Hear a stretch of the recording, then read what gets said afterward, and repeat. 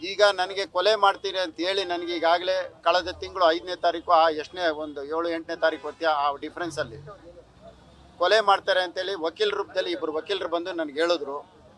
ನನಗೆ ಅವ್ರು ಹೇಳಿದ ತಕ್ಷಣ ನನಗೆ ಯಾಕೋ ಅನುಮಾನ ಬಂದು ಕಳೆದ ತಿಂಗಳು 9ನೇ ತಾರೀಕು ನಾನು ರಾಷ್ಟ್ರಪತಿಗಳಿಗೆ ಮತ್ತು ಪ್ರಧಾನಮಂತ್ರಿಗಳಿಗೆ, ಕೇಂದ್ರ ಗೃಹ ಸಚಿವರಿಗೆ ಮತ್ತು NIAಗೆ ಮತ್ತು EDಗೆ, CBIಗೆ ಎಲ್ರಿಗೂ ಸಹ ಪತ್ರ ಬರೆದಿದ್ದೀನಿ.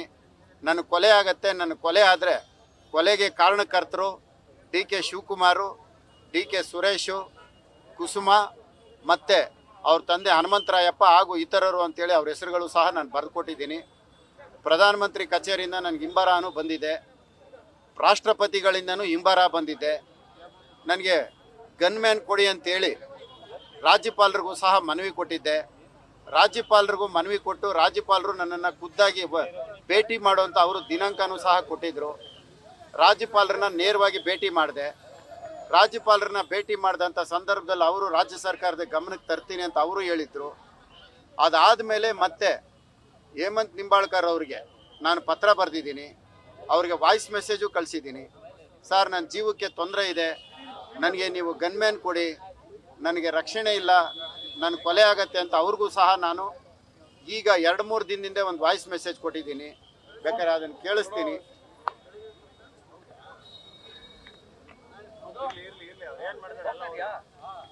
ಹೇಮಂತ್ ನಿಂಬಾಳ್ಕರ್ ಅವ್ರಿಗೂ ಸಹ ಬರೆದೆ, ಆದರೂ ನನಗೆ ಗನ್ಮ್ಯಾನ್ ಕೊಟ್ಟಿಲ್ಲ.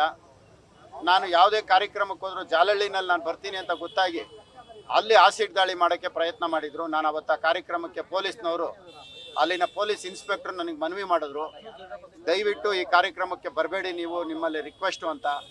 ಆಮೇಲೆ ನಾನು ಆ ಕಾರ್ಯಕ್ರಮ ಪೊಲೀಸವರು ರಿಕ್ವೆಸ್ಟ್ ಮಾಡೋದಕ್ಕೆ ಹೋಗಲಿಲ್ಲ. ಇವತ್ತು ವಾಜಪೇಯಿಯವರು ಕಾರ್ಯಕ್ರಮ ಆಗಿದ್ದಕ್ಕೆ ನಾನು ಬಂದರೆ ಈ ರೀತಿ ಮಾಡಿದ್ದಾರೆ.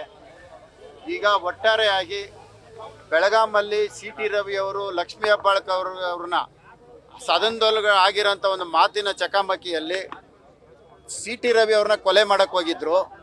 CT ರವಿ ಅವ್ರನ್ನ ಯಾವ ರೀತಿ ಕೊಲೆ ಮಾಡೋಕ್ಕೆ ಪ್ರಯತ್ನ ಮಾಡಿದ್ರೋ ಅದೇ ರೀತಿ ನನ್ನನ್ನು ಗುಂಪು ಕೊಲೆ ಅಂತೇಳಿ ಮಾಡಬೇಕು ಅಂತ ಪ್ರಯತ್ನ ಮಾಡಿದ್ದಾರೆ.